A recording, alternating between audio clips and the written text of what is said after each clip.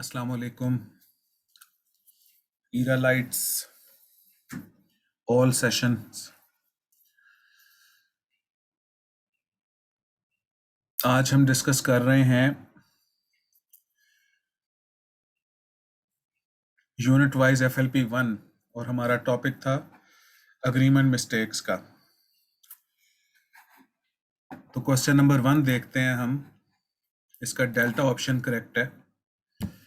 The captain along with his team members is practicing very hard for the forthcoming matches।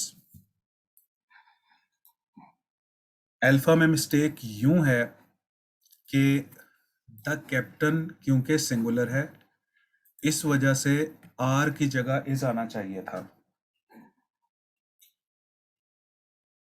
और असल में जो subject है आपका वो द कैप्टन इज प्रैक्टिसिंग है। देखें, इसको हम यूं पढ़ते हैं, the captain is practising very hard for the forthcoming match. तो ये एक जो मेन क्लॉज हुआ, जो मेन सेंटेंस हुआ, वो द कैप्टन इज प्रैक्टिसिंग हुआ along with his team members. ये नॉन एसेंशियल फ्रेज है यहाँ पे।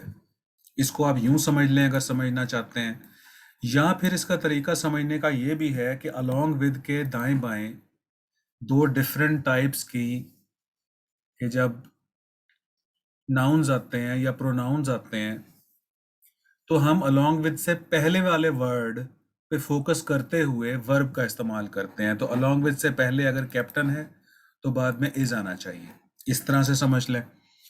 अगर यूं नहीं समझना तो आप इसको इस तरीके से ले लीजिए कि along with his team members, इसको हटा दें और सब्जेक्ट और उसका वर्ब क्लियरली आपको मिल जाएगा सामने कि द कैप्टन आर गलत है। बीटा ऑप्शन देखें, the captain and his team members. अब एंड से जब दो नाउन्स जुड़े हुए हैं, दो सब्जेक्ट्स जुड़े हुए हैं, तो फिर आगे आर आना चाहिए। The captain and his team members are practising. और चार्ली में neither the captain nor his team members, neither nor का कॉम्बिनेशन हो या फिर आइदर और का कॉम्बिनेशन हो या फिर नॉट ओनली बट ऑल्सो का कॉम्बिनेशन हो। तो नाइदर नॉर के कॉम्बिनेशन में नॉर के बाद वाले वर्ड पे फोकस करते हैं कि क्या है। तो यहां नॉर के बाद मेंबर्स प्लूरल है, तो आगे इज भी नहीं आना चाहिए था, आर आना चाहिए था। तो चार्ली इस तरीके से सही हो सकता था अगर यूं लिखा जाता कि neither the captain nor his team members are practising very hard. Question number 2 देखिए। इसका चार्ली ऑप्शन करेक्ट है। Every butterfly, bee, wasp and humming bird drank its fill of nectar in the backyard garden। अच्छा, अब every के बाद every के साथ अगर 1,500 लफ्ज भी जुड़े हों फिर भी एवरी की मुनासबत से वर्ब सिंगुलर आता है, और एवरी के साथ अगर कोई प्रोनाउन आना हो तो वो भी सिंगुलर आता है। ये देखिए, एवरी को मैं हाईलाइट कर देता हूं और आगे इट्स को हाईलाइट कर देता हूं। अब अपेरेंटली देखा जाए तो बटरफ्लाई, बी, वास्प और हमिंग बर्ड 1 2 3 4 एंटिटीज हैं जो कि एंड से जुड़ी हुई हैं। उसूली तौर पर तो यहाँ पर देयर होना चाहिए। वर्ब का मसला है नहीं यहाँ पर, क्योंकि ड्रैंक चारों ऑप्शन में ड्रैंक है और वर्ब की सेकंड फॉर्म का कोई इशू नहीं होता।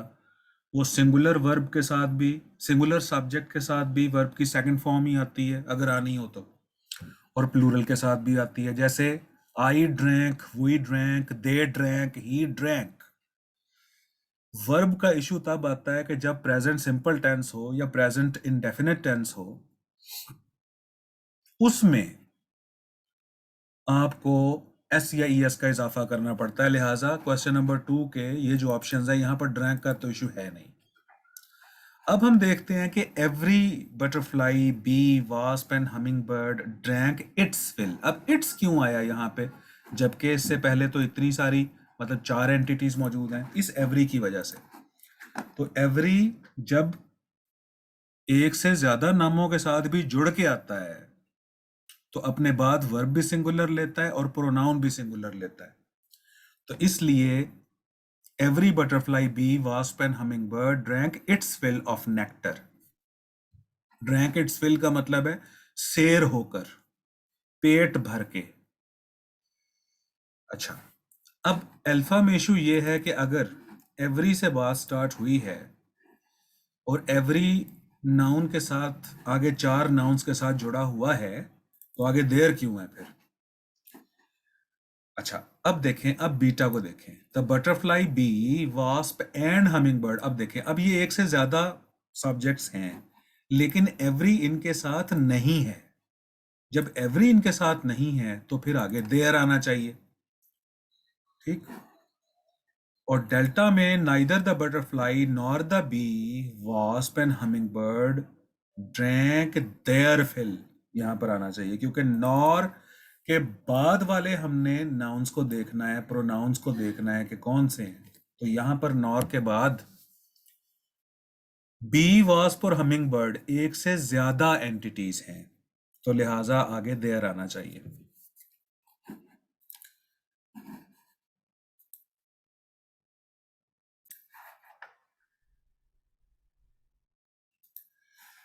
क्वेश्चन नंबर 3 को अब हम देखते हैं। चार्ली ऑप्शन करेक्ट है इसका। Akram is only one of the teachers in the school who has a political family background. अच्छा, अब ये वन से रिलेटेड कुछ बातें हैं जो कि आप जहन नशीन कर लीजिए। Point number 1, one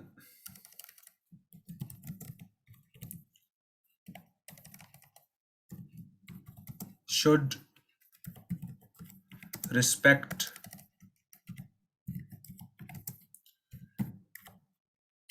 one's elders. दूसरा sentence, one of the boys is absent.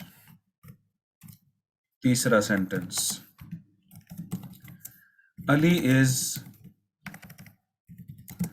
one of the boys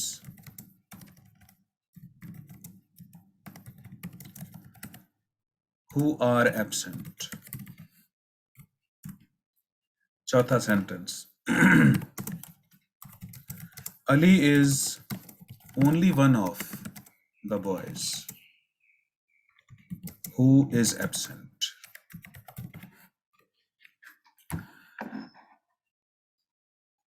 तो वन से रिलेटेड आप इन 4 सेंटेंसेस को जहन नशीन रखिएगा। पहला सेंटेंस क्या, कि अगर आपका सब्जेक्ट वन हो तो आगे इसके अग्रीमेंट में भी वन ही आना चाहिए। एग्जामिनर आपको गलती क्या देगा, everyone should respect his elders या हर एल्डर्स, ये यहां पर गलत है।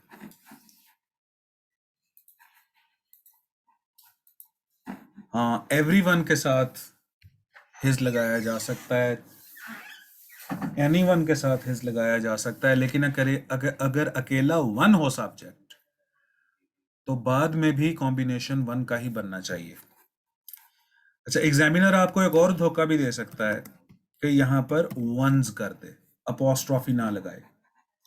One should respect one's elders का मतलब है कि हर किसी को अपने बड़ों की, बुजुर्गों की रिस्पेक्ट करनी चाहिए। तो वंस यहां पर मलकियत की सेंस देने के लिए, पोजेशन की सेंस देने के लिए अपॉस्ट्रॉफी के साथ ऐसे इस्तेमाल किया जाएगा।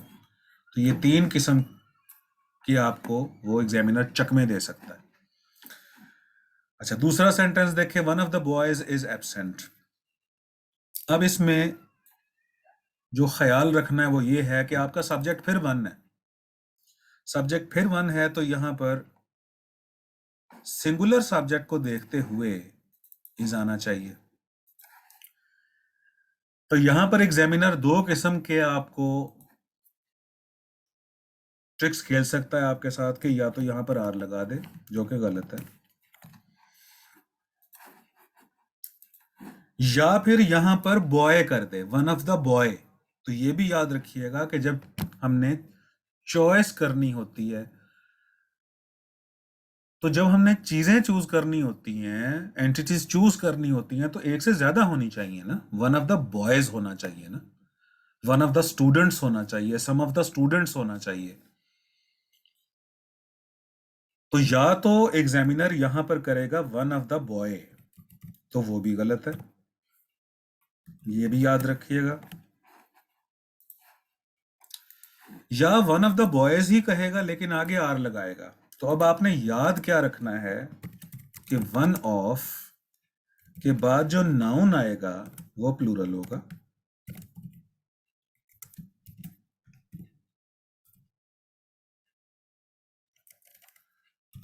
प्लूरल, लेकिन जो वर्ब आएगा वो सिंगुलर होगा।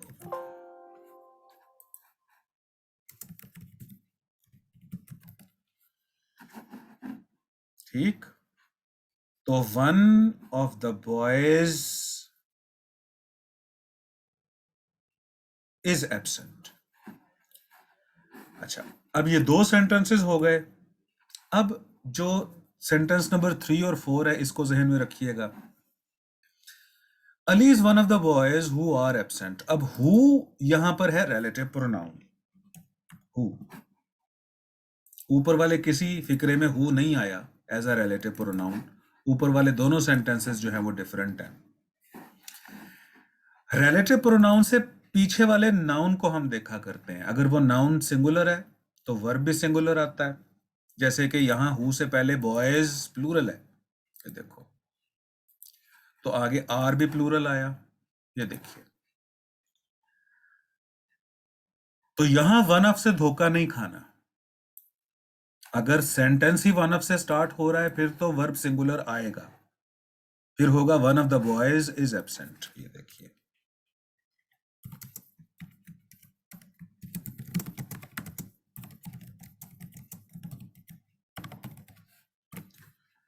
One of the boys is absent, यानी आपका सेंटेंस ही वन से शुरू हो रहा है, तो उसको देखते हुए जो वर्ब होगा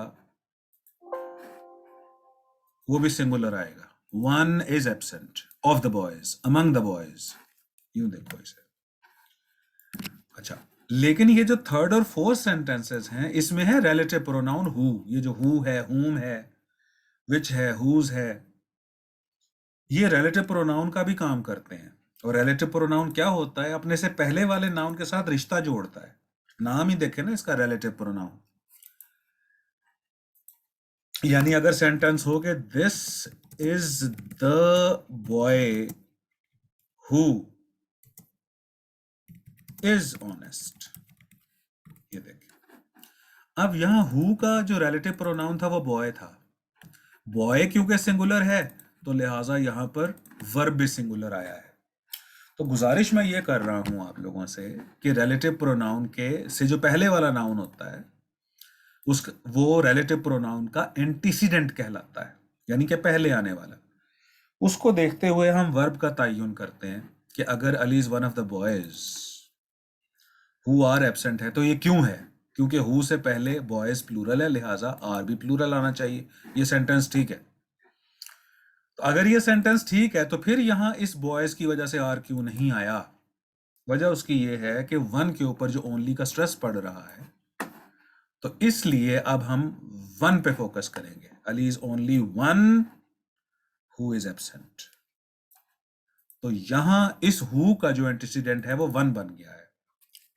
आसान जुबान में समझिए, Ali is one of the boys who are absent, यहां आर क्यों आया है कि हु से पहले बॉयज प्लूरल है, तो लिहाजा आर भी प्लूरल है। अच्छा, सेंटेंस नंबर 4 में इसे मैं 4 करता हूं और इसको मैं 5 करता हूँ। सेंटेंस नंबर 5 में हु से पहले बॉयज प्लूरल है, लेकिन वन के ऊपर जो ओनली का स्ट्रेस आया है, तो ओनली के स्ट्रेस की वजह से वन की वर्थ ज्यादा हो गई है। और अब हम जो वर्ब लगाएंगे वो बॉयज के मुताबिक नहीं लगाएंगे, वो वन के मुताबिक लगाएंगे, क्योंकि ओनली ने वन के साथ जुड़ के उसकी वेटेज बढ़ा दी है। तो Ali is only one of the boys who is absent. तो यहां पर जो हु के बाद इज आया है वो इस ओनली वन की वजह से आया है। जहां ओनली नहीं था वहां हु से पहले हमने देखा कि बॉयज प्लूरल है। अब हम क्वेश्चन नंबर 3 को देखते हैं। Charlie, Ali is only one of the teachers in the school who has. अच्छा जी, अब ओनली का स्ट्रेस जो वन के ऊपर आया है, तो लिहाजा हु के साथ फिर हैज आना चाहिए। ये देखो,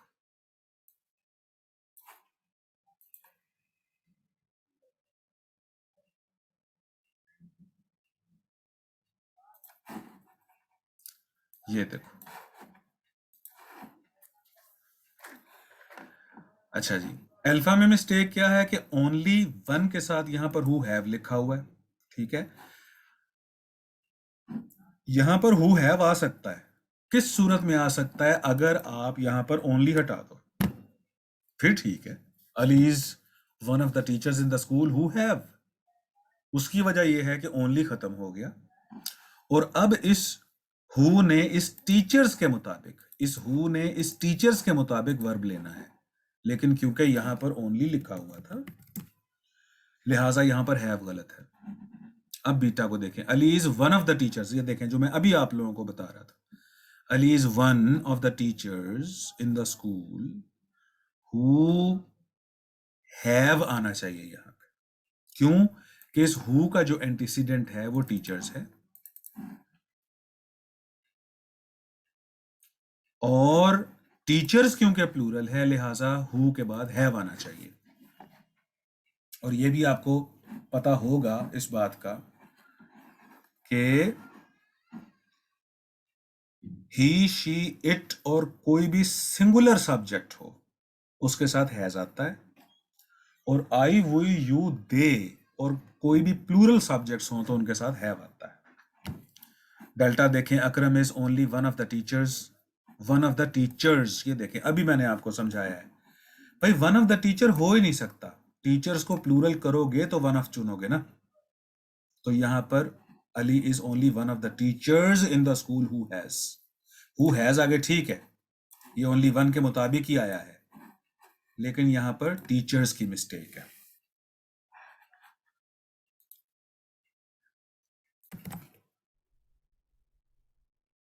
अच्छा जी, अब क्वेश्चन नंबर 4 देखिए, अल्फा करेक्ट है इसका। The family is at the table, the family is at the table ready for its dinner whenever grandma prepares her delicious chicken pot pie। Beta में फैमिली आर गलत है और delta में भी family are गलत है, और बीटा में ग्रैंडमा प्रिपेयर भी गलत है और चार्ली में ग्रैंडमा प्रिपेयर गलत है। अच्छा, अब हम इधर देखते हैं ग्रैंडमा प्रिपेयर क्यों नहीं आ सकता। प्रेजेंट सिंपल टेंस है, और याद रखिएगा कि एंट्रेंस टेस्ट में वर्ब से रिलेटेड क्वेश्चंस की जो फ्रीक्वेंसी है वो बहुत ज्यादा है, तो लिहाजा वर्ब्स और टेंसेस पे फोकस रखिएगा अपना, वर्ब्स टेंसेस।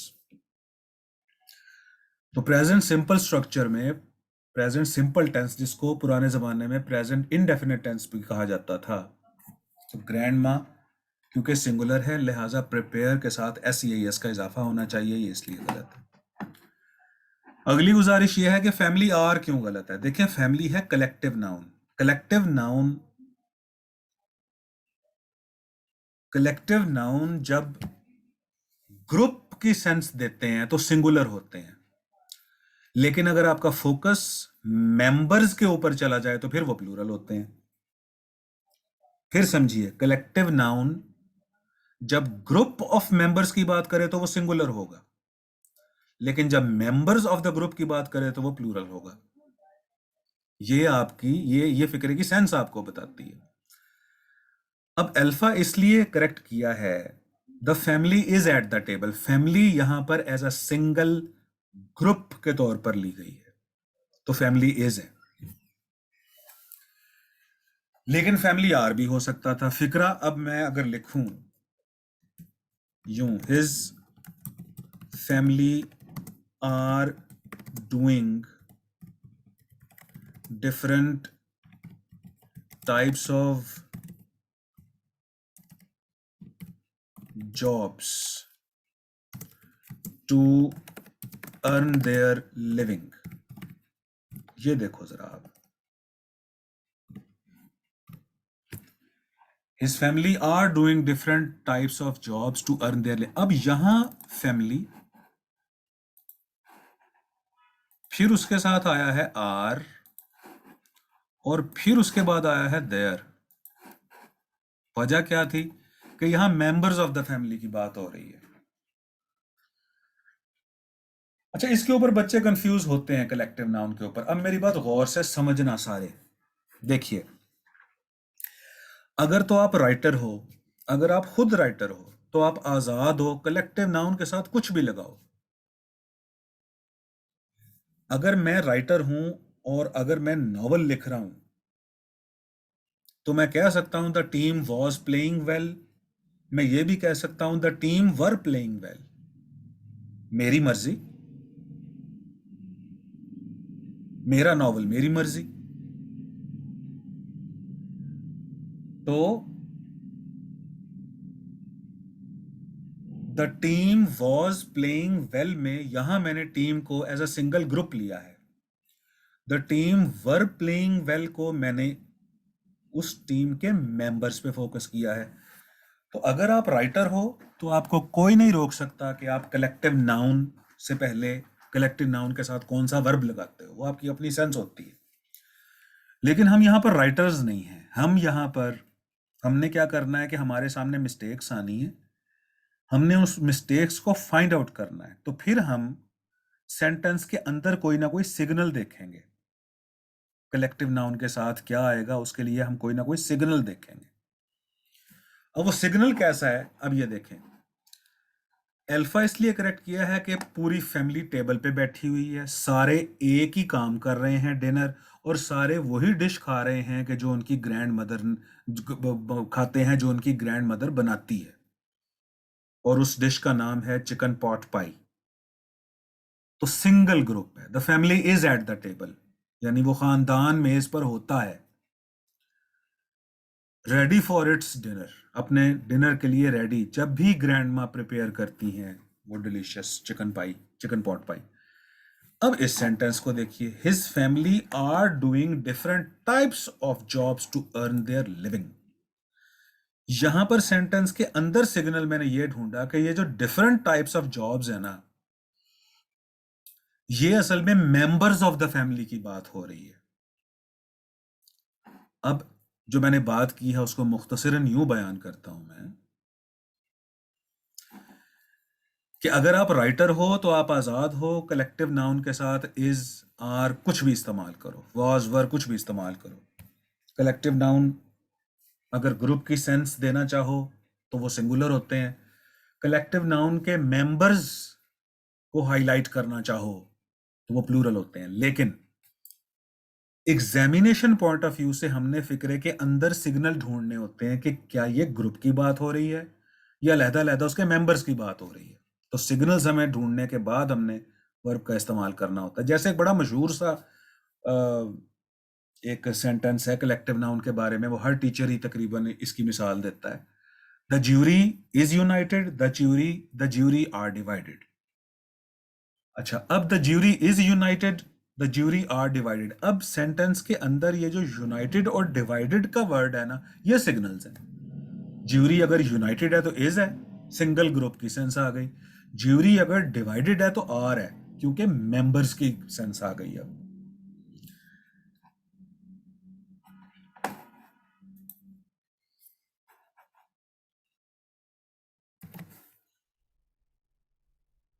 अच्छा जी, अब क्वेश्चन नंबर 5 को देखते हैं। I had rather quit my job than obey corrupt people. अब आपने याद क्या चीज रखनी, अच्छा, क्वेश्चन नंबर 5 का डेल्टा करेक्ट है। आपके नंबर्स वहां पर डिफरेंट होंगे, मैं अपने इस टीचर्स कॉपी के मुताबिक आपको ये क्वेश्चन नंबर 4 5 वगैरह बता रहा हूँ। I had rather quit my job then, ये देखो जी, याद रखिएगा कि वुड रादर और देन का कॉम्बिनेशन जनरली इसके अंदर सेंस होती है प्रेफरेंस की, याद रखिएगा। वुड रादर या हैड रादर,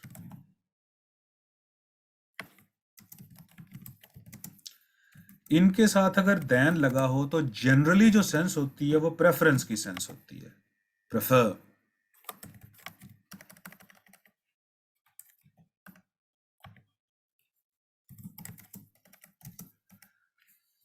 अच्छा, यानी एक चीज को दूसरी चीज पर तरजीह दी जाती है, और वुड रादर हो या हैड रादर हो इसमें कोई फर्क नहीं है।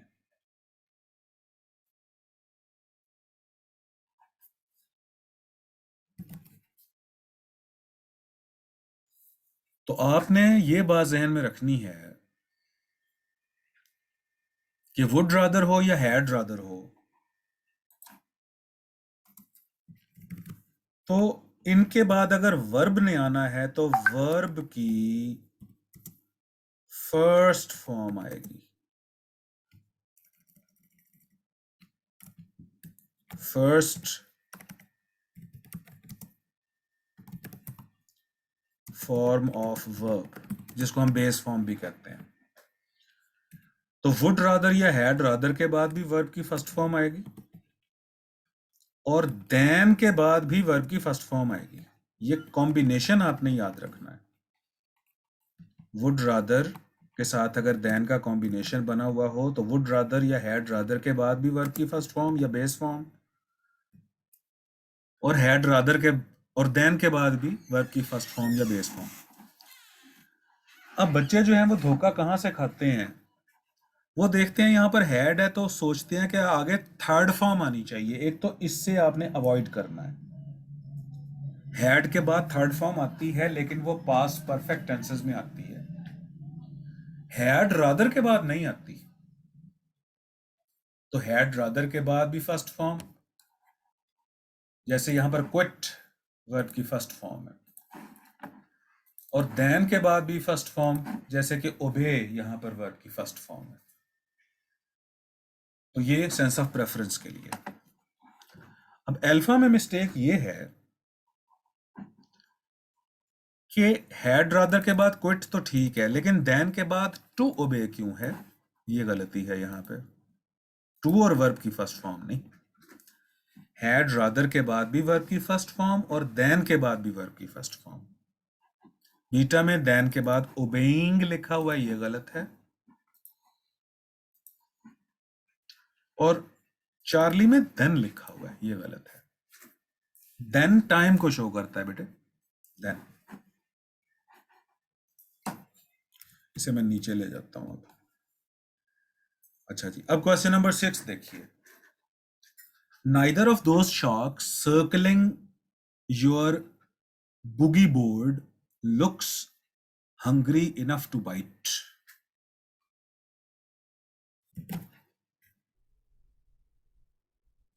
अच्छा जी, तो क्वेश्चन नंबर 6 जो था वो ये था कि neither of those sharks circling your boogie board looks hungry enough to bite. ये होता है जी बुगी बोर्ड, ये जो एक तख्ता सा होता है और समंदर की लहरों के ऊपर ये तख्ते से एक ट्रिक के साथ फिर सर्फिंग की जाती है, तैरा जाता है। अच्छा, अब नाइदर ऑफ दोज sharks, याद रखिएगा कि ये जो नाइदर होता है और आइदर होता है और ईच होता है, इनके बाद में जो वर्ब होता है वो सिंगुलर आता है। Neither of the boys is, either of the boys is, each of the boys is. अच्छा, और ये डायरेक्ट नाउन्स के साथ भी जुड़ते हैं, जैसे ईच स्टूडेंट,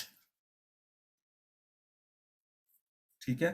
तो neither of the boys is, इसी तरीके से अब नाइदर, मैं इसको हाईलाइट करता हूं purple, neither of those sharks circling your boogie board looks, तो यहां पर एस या ईएस का इजाफा होना चाहिए नाइदर की वजह से। तो नाइदर आइदर ईच जो हैं ये वर्ब को सिंगुलर बना देते हैं, इनमें ये ताकत होती है, पावर होती है। अच्छा, अब अल्फा में यहां पर था सम ऑफ दीज शार्क्स, अगर सम आया है तो फिर लुक आना चाहिए था। अच्छा, चार्ली में इशू ये है कि नाइदर ऑफ दोज शार्क्स के साथ लुक क्यों है, लुक्स आना चाहिए था। और डेल्टा ओनली वन है, अब देखिए only one of those sharks circling your boogie board looks आना चाहिए था, क्योंकि यहां भी जो हमारा सब्जेक्ट है वो सिंगुलर है। देखो, इसको मैं पर्पल हाईलाइट कर देता हूं, तो लिहाजा जो हमारा करेक्ट ऑप्शन है वो है बीटा बी। ये देखो जी।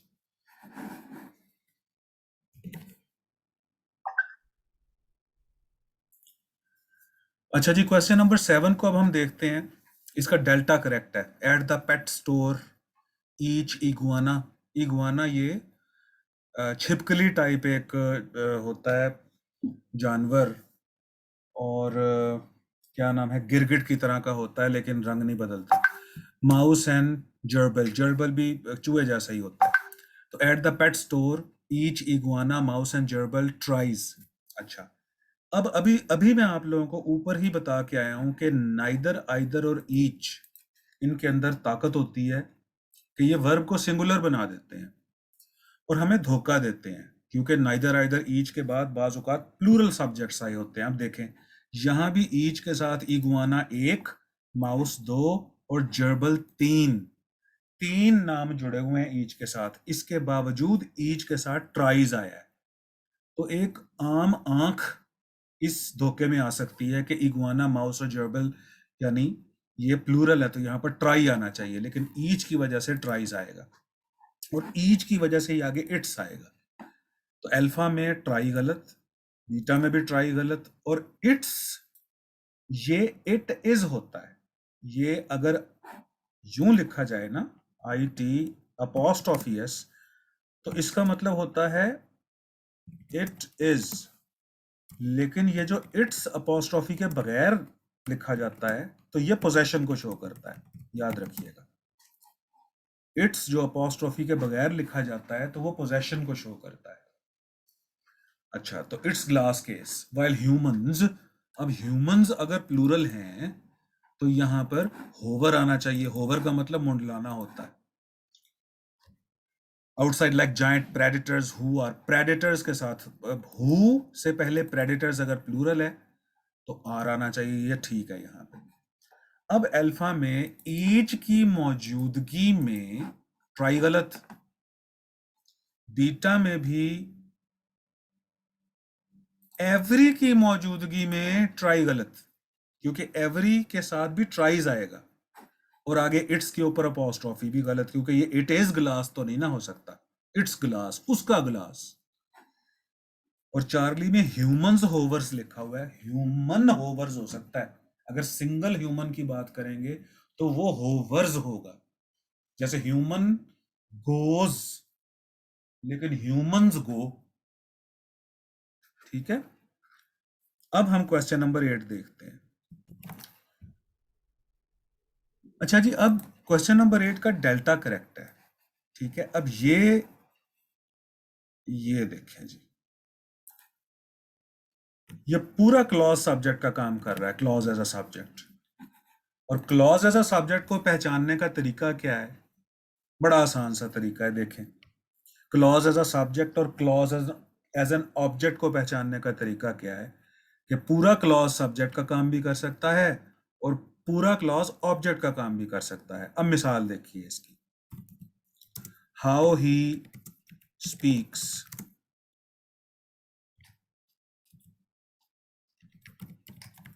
fascinates me.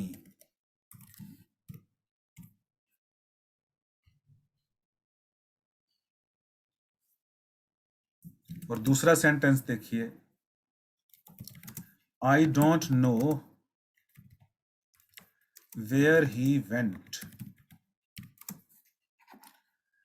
अब यहां पर हाउ ही स्पीक्स, ये पूरा क्लॉज सब्जेक्ट का काम कर रहा है, याद रखना। और वेयर ही वेंट, ये पूरा क्लॉज ऑब्जेक्ट का काम कर रहा है। अब आप पूछोगे कि ये कैसे पता चलता है कि पूरा क्लॉज सब्जेक्ट का काम करे और पूरा क्लॉज ऑब्जेक्ट का काम करे। इसकी दो निशानी है। पहली निशानी, क्लॉज एज अ सब्जेक्ट हो या क्लॉज एज एन ऑब्जेक्ट हो, इन दोनों को समवन या समथिंग से रिप्लेस किया जा सकता है। पूरा क्लॉज सब्जेक्ट का काम करे और अगर पूरा क्लॉज ऑब्जेक्ट का काम करे तो इसको समवन या समथिंग से रिप्लेस किया जा सकता है। अब how he speaks fascinates me, इसको समथिंग से रिप्लेस करके देखो, समथिंग फैसिनेट्स मी। तो अगर समथिंग फैसिनेट्स मी में समथिंग सब्जेक्ट है तो हाउ ही स्पीक्स ये पूरे का पूरा सब्जेक्ट है। यानी पूरा क्लॉज अगर सब्जेक्ट का काम करे तो उसको समवन, समथिंग या इट से भी रिप्लेस किया जा सकता है। देखो, how he speaks fascinates me, it fascinates me. और क्लॉज एज एन ऑब्जेक्ट भी उसको समथिंग, समवन या इट रिप्लेस कर सकता है। आई don't know someone, I don't no it, I don't know something. तो याद रखना कि पूरा क्लॉज जब सब्जेक्ट का काम कर रहा होता है तो उसे किसी वाहिद सब्जेक्ट से रिप्लेस किया जा सकता है। और मैं बच्चों को की आसानी के लिए यूं बताता हूं कि उसे इट से रिप्लेस कर दो, समथिंग से रिप्लेस कर दो। और पूरा क्लॉज जब ऑब्जेक्ट का काम करता है तो उसको भी किसी सिंगल सब्जेक्ट से रिप्लेस किया जा सकता है। दूसरी निशानी इसकी ये है क्लॉज एज अ सब्जेक्ट की, कि बेशक ये हाउ से, व्हेन से, वेयर से, वाई से स्टार्ट हो, लेकिन इसके बाद सादा स्ट्रक्चर आता है। हाउ ही स्पीक्स होगा, हाउ डज ही स्पीक नहीं होगा। वेयर ही वेंट होगा, वेयर डिड ही गो नहीं होगा। तो दो निशानियां आपने जहन में रखनी है क्लॉज एज अ सब्जेक्ट और क्लॉज एज एन ऑब्जेक्ट की। पहली निशानी क्या, कि क्लॉज सब्जेक्ट का काम करे या ऑब्जेक्ट का काम करे तो उसे किसी वाहिद सब्जेक्ट से रिप्लेस किया जा सकता है, जैसे कि दिस पार्क फैसिनेट्स मी। और दूसरी निशानी, कि क्लॉज एज अ सब्जेक्ट हो या क्लॉज एज एन ऑब्जेक्ट हो, they always take simple structure. और सिंपल स्ट्रक्चर क्या होता है, सब्जेक्ट और वर्ब, पहले सब्जेक्ट बाद में वर्ब, पहले सब्जेक्ट बाद में वर्ब।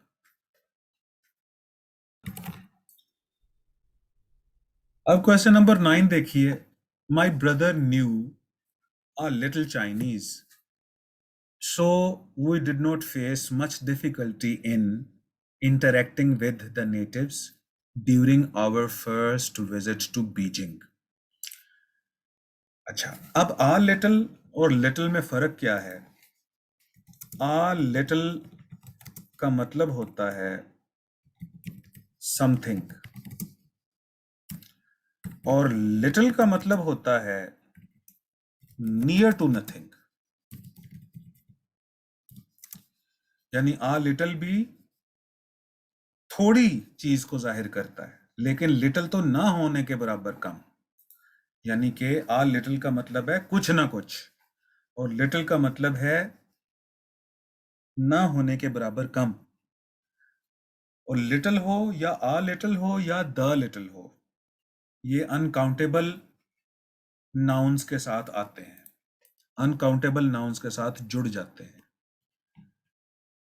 और यही सिचुएशन है आ फ्यू की और फ्यू की। आ फ्यू का मतलब भी होता है कुछ ना कुछ, और फ्यू का मतलब होता है नियर टू नथिंग। लेकिन आ फ्यू और फ्यू ये दोनों काउंटेबल नाउन्स के साथ आते हैं। जैसे आ फ्यू बॉयज हो सकता है या फ्यू बॉयज भी हो सकता है। जैसे मैं कहूँ there are a few boys in the class, I will teach today, कि क्लास में कुछ लड़के हैं मैं आज पढ़ाऊंगा। और ये हो सकता है there are few boys in the class, I will not teach today, यानी ना होने के बराबर बच्चे कम हैं, मैं नहीं पढ़ाऊंगा। अच्छा, लिटिल और आ लिटिल, इसमें फर्क है कि ये अनकाउंटेबल नाउन के साथ आता है। और there is a little water in the glass, it can quench my thirst. और there is little water in the glass, it can not quench my thirst. तो लिटिल का मतलब ना होने के बराबर का। अच्छा, अब बीटा में, अच्छा एक मैं ये भी आप लोगों को बताता होता हूं कि ग्रामर के रूल्स का गुलाम बनने की बजाय फिक्रे की सेंस भी देखा करें। कहता है my brother new a little Chinese, मेरा भाई जो है वो थोड़ी बहुत चाइनीज जानता था। So we did not face much difficulty, तो हमें ज्यादा मुश्किल नहीं उठानी पड़ी in interacting with the natives during our first visit to Beijing. और कहता है कि जब हमने फर्स्ट विजिट किया बीजिंग का, तो वहाँ के मुकामी लोगों के साथ हमने इंटरेक्ट किया, इसमें हमें बहुत ज़्यादा मुश्किल नहीं उठानी पड़ी। अच्छा, यानी एक पॉजिटिव एक्टिविटी हुई ना।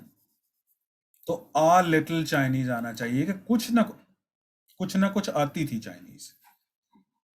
लिटिल चाइनीज का मतलब तो हो गया ना होने के बराबर कम। फ्यू, अच्छा न्यू अ फ्यू चाइनीज नहीं हो सकता बेटे। उसकी वजह यह है कि फ्यू चाइनीज लैंग्वेज है, और लैंग्वेज जो होती है वो अनकाउंटेबल होती है। तो यहां पर फ्यू चाइनीज गलत है और अफ्यू चाइनीज भी गलत है। हाँ, चाइनीज अगर क्या नाम है इंडिविजुअल्स हों तो फिर आप कह सकते हो I saw few Chinese on the road. तो लेकिन यहां चाइनीज का मतलब होगा चाइना के लोग।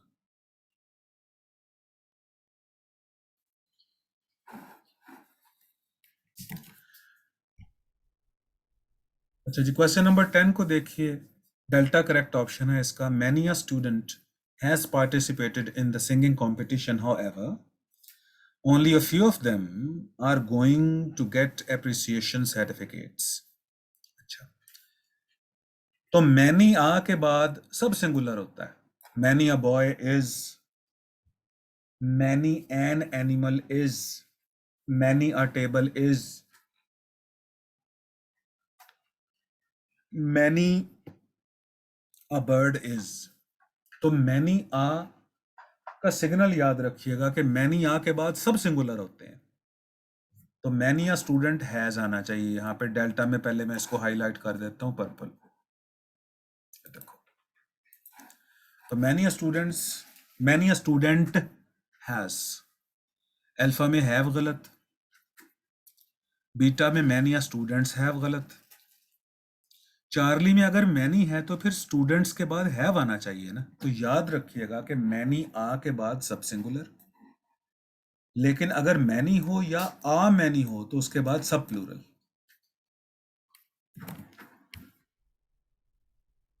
अच्छा, क्वेश्चन नंबर 11 देखिए, इसका अल्फा करेक्ट है। My sister is cleaning her wardrobe and so am I. अच्छा, एंड सो के बाद आपने इन्वर्जन करनी है, यानी सेंटेंस नंबर, क्वेश्चन नंबर 11 का जो अल्फा है वो उसकी सेंस देखो क्या है। My sister is cleaning her wardrobe and I am also doing the same. And so am I का ये मतलब है, and I am also doing the same. ठीक है, बीटा है इसलिए गलत है कि सो आई एम लिखा हुआ है। एंड सो के बाद आपने इन्वर्जन, इन्वर्जन क्या होती है कि वर्ब पहले आ जाता है, सब्जेक्ट बाद में चला जाता है। और सिंपल स्ट्रक्चर क्या होता है, पहले सब्जेक्ट बाद में वर्ब, पहले सब्जेक्ट बाद में वर्ब, पहले सब्जेक्ट बाद में वर्ब, पहले सब्जेक्ट बाद में वर्ब। और इन्वर्जन क्या होती है,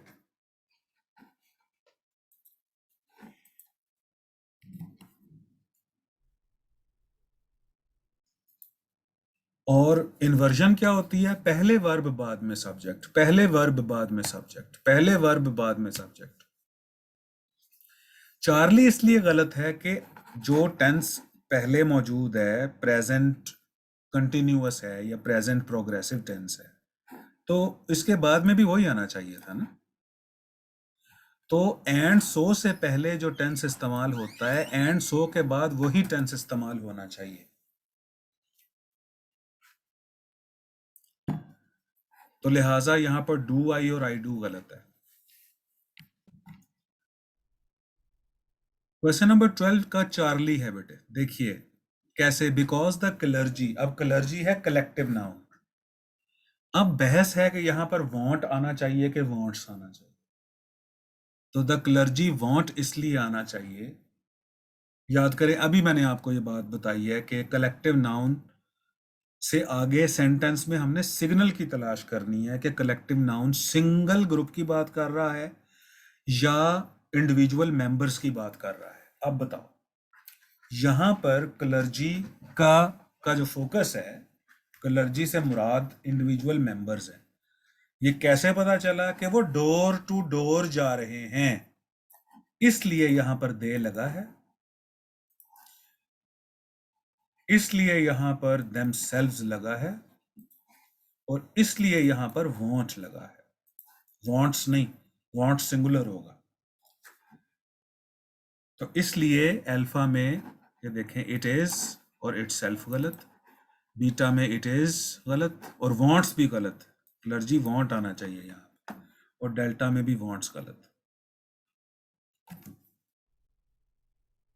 13 देखिए, when we reached the seminar half of the hall was already filled। अब हाफ ऑफ यहाँ पर फ्रैक्शन है, हाफ ऑफ हो, क्वार्टर ऑफ हो, 50% ऑफ हो, 100% ऑफ हो, 1/3 ऑफ हो। इसके बाद में नाउन चेक करना है कि नाउन कैसा है। अगर नाउन सिंगुलर है तो उसके बाद में वर्ब भी सिंगुलर आएगा। ठीक है, half of the hall was, यहां पर वर्ब गलत है। हाफ ऑफ द हॉल्स है अगर, तो यहां पर वर आना चाहिए था। और क्वार्टर ऑफ द हॉल है अगर, तो हॉल की वजह से यहां पर वर आना चाहिए था। तो हाफ ऑफ हो या क्वार्टर ऑफ हो या 1/3 ऑफ हो या 50% ऑफ हो, आप इसके बाद वाले नाउन को चेक किया करें। देखें यहां पर हाफ ऑफ के बाद यहां पर हॉल है तो यहां पर वॉज आना चाहिए। यहाँ हाफ ऑफ के बाद हॉल्स है तो यहां पर वर आना चाहिए। यहाँ क्वार्टर ऑफ के बाद हॉल है तो यहां पर वर आना चाहिए।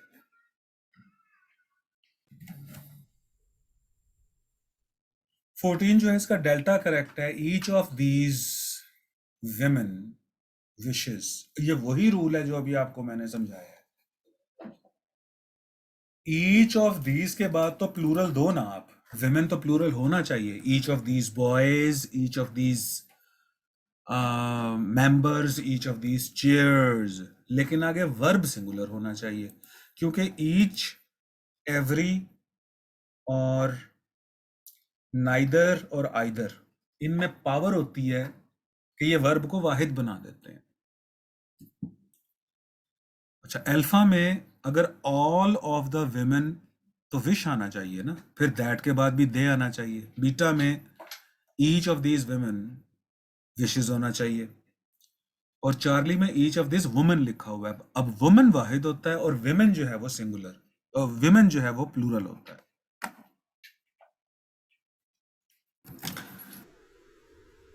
अच्छा जी, 15 का डेल्टा देखिए, नाइदर फ्रेडीज रेटी clothes nor his sullen attitude. रेटी और सलन का मतलब नहीं भी आता तो छोड़िए आप देखेंगे नाइदर के बाद नाउन्स, नाउन्स कौन से हैं, क्लोथ्स है, और नॉर के बाद नाउन देखें कौन सा है, एटीट्यूड सिंगुलर है। वैसे रेटी का मतलब अनटाइडी होता है और सलन का मतलब होता है शॉर्ट टेम्पर्ड, गुस्सीला, जल्दी से गुस्से में आने वाला एटीट्यूड। अच्छा खैर, तो नाइदर के बाद वाला नाउन प्लूरल है, छोड़ दें इसे। नॉर के बाद वाला जो नाउन है वो सिंगुलर है, तो आगे बॉदर्स आना चाहिए। ठीक, लिहाजा अल्फा में बॉदर गलत, और चार्ली में भी बॉदर गलत, और हु के बाद भी लेट्स आना चाहिए।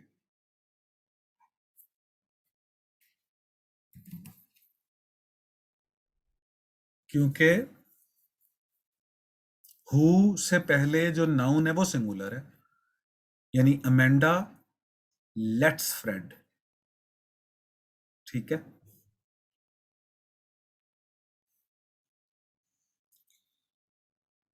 और यहां लेट्स के ऊपर अपॉस्ट्रोफी क्यों नहीं है? लेट्स के ऊपर अगर अपॉस्ट्रोफी हो तो उसका मतलब लेट अस होता है।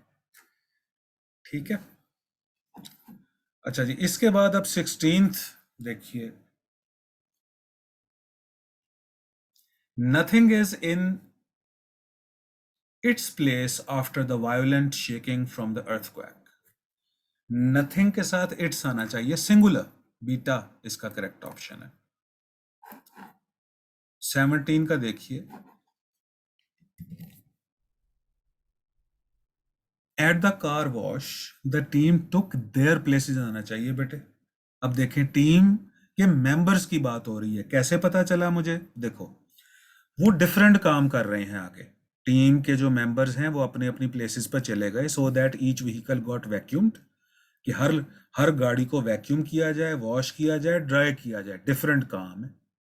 तो यहाँ पर टीम को प्लूरल हम करेंगे, क्यों कि टीम कलेक्टिव नाउन है, लेकिन इसका बिहेवियर प्लूरल है यहाँ पे।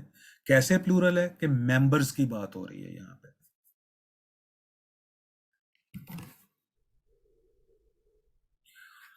अच्छा जी, 18th देखें अब, the cracked windshield in addition to. अब इन एडिशन टू से पहले वाले नाउन पे हमने फोकस करना है। द क्रैक्ड विंडशील्ड के फौरन बाद आप चार्ली पे देखो, has made Ruth's old car difficult to sell, has आना चाहिए यहाँ पे। इन एडिशन टू के बाद टॉर्न अप होल्स्ट्री, फटा हुआ वो रेगजीन, उसका अपहोल्स्ट्री का मतलब जो गाड़ियों कार वगैरह के सीटों के ऊपर, सीट्स के ऊपर जो रेगजीन लगा होता है या जो कपड़ा लगा होता है उसको अपहोल्स्ट्री कहते हैं। Interested body. अच्छा, अगर इनका नहीं भी पता तो इन एडिशन टू के बाद जो कुछ भी है उसको छोड़ें आप ये देखेंगे, the cracked windshield has made, आगे हैव नहीं आना चाहिए, चार्ली में मिस्टेक है। 19 को देखें, इन द कैबिनेट, अलमारी में, आर द टूल्स, बिल्कुल ठीक है, that you will need to unclog the bathroom sink, bathroom का सिंक बंद हो गया है। अच्छा जी, I have found that a plunger and a plier. अच्छा, अब इन दो दफा ए से पता चलता है कि ये दो अलग अलग चीजें हैं। A boy and a girl, a book and a pencil, a table and a chair, a table and chair नहीं हो सकता, often do आना चाहिए यहाँ पर, often do the trick, तो डेल्टा करेक्ट ऑप्शन है। Statistics requires so much homework, यहाँ statistics एज अ सब्जेक्ट है, तो याद रखना कि स्टैटिस्टिक्स हो, इकोनॉमिक्स हो, मैथमेटिक्स हो, ये अगर सब्जेक्ट्स का काम कर रहे हों तो इनके बाद में वर्ब सिंगुलर आता है। लेकिन अगर ये मजमून ना हो तो फिर वर्ब प्लूरल आता है। जैसे the statistics of the population are, यहां स्टैटिस्टिक्स सब्जेक्ट नहीं है, आदादोशुमार है इसका मतलब। तो statistics require so much homework that Michelle's poor fingers have permanent indentations from the calculator pads, तो यहां पर requires आना चाहिए।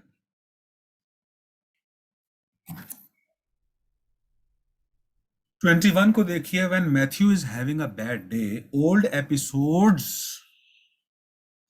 brighten his mood, बीच वाले पार्ट को पढ़ो ही मत आप सब्जेक्ट और वर्ब को देखो। Of these x files always, of these movies always, जरूरत ही नहीं है। तो यहाँ पर जो प्रेपोजिशनल एक्सटेंशन है उसको निकाल दें बाहर और देखें सब्जेक्ट और वर्ब आपके पास आ जाएगा। क्वेश्चन नंबर 22 देखिए, each of my brothers annoys आना चाहिए, फिर वही ईच वाला, each of my brothers with his bad habits like nose picking at the dinner table and spitting on the sidewalk. Nose picking and spitting. अच्छा जी, तो each of my brothers annoys होना चाहिए। Brothers तो plural होगा, लेकिन इस each की वजह से अनॉयज आना चाहिए। अच्छा, 23 that pair of pants has been, यहां पर हमारा सब्जेक्ट बेटे पेयर्स है, सॉरी पेयर है, दैट पेयर सिंगुलर है, तो यहां पर हैज बीन आना चाहिए। Missing for a long while I just found it yesterday. 24 है, 1000 pounds of jelly beans fills the bed of Patty's truck. 1000 pounds of jelly beans, 1000 pounds है बेटे, तो यहाँ पर 1000 pounds of jelly beans,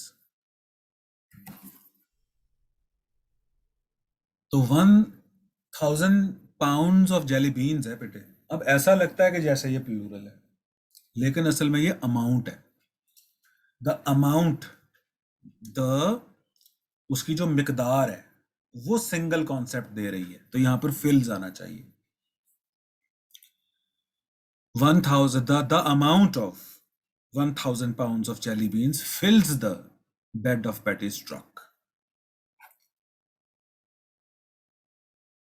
25 जो है इसका चार्ली करेक्ट है। Grandpa claims that Martian measles causes green and purple spots to erupt all over a person's body.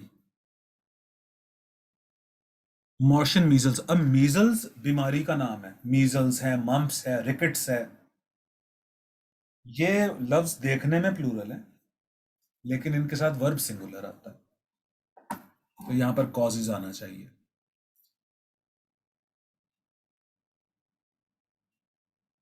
अच्छा जी, 26 जो है, so enchanting was the scenery that I couldn't resist taking photographs of it. अब इसको जरा समझिए। ही runs so fast that no one can catch him. ये देखो, इस फिक्रे को हम यूं भी लिख सकते हैं कि so fast does he run that no one can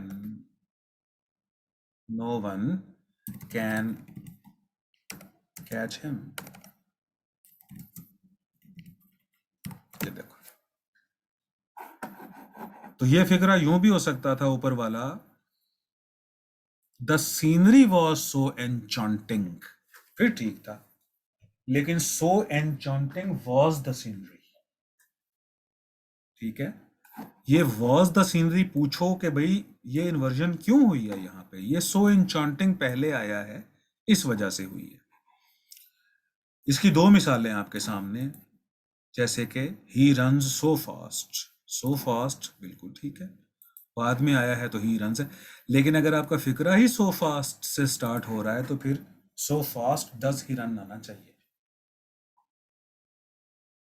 27, even though Johnson and Johnson warn consumers, अब ये जॉनसन एंड जॉनसन ये दो अलग अलग चीजें नहीं है, ये एक ही कंपनी का नाम है। Even though Johnson and Johnson warns consumers not to insert Q-tips into their ears, people refuse to read directions and frequently puncture their eardrums. तो Johnson and Johnson warns आना चाहिए। 28 है, many a many students were होना चाहिए, a many students were, many a student was होगा। Question number 29 है, scarcely had I entered the classroom, when आना चाहिए यहाँ पे, hardly, scarcely, barely, rarely के साथ when आता है। और 30th है, either the fried oyster sandwich or shrimp pizza is the best choice for lunch at Krusty's seafood restaurant. तो बेशक ऑयस्टर सैंडविच और श्रिम्प पिज़्ज़ा दो चीज़ें हैं, लेकिन आइदर, ये मैंने जैसे आपको बताया था कि आइदर नाइदर ईच एवरी, इनके अंदर पावर होती है कि वर्ब को सिंगुलर बना देते हैं। ठीक है जी, अब मिलते हैं हम इंशाल्लाह अगली डिस्कशन के साथ। अल्लाह हाफिज़।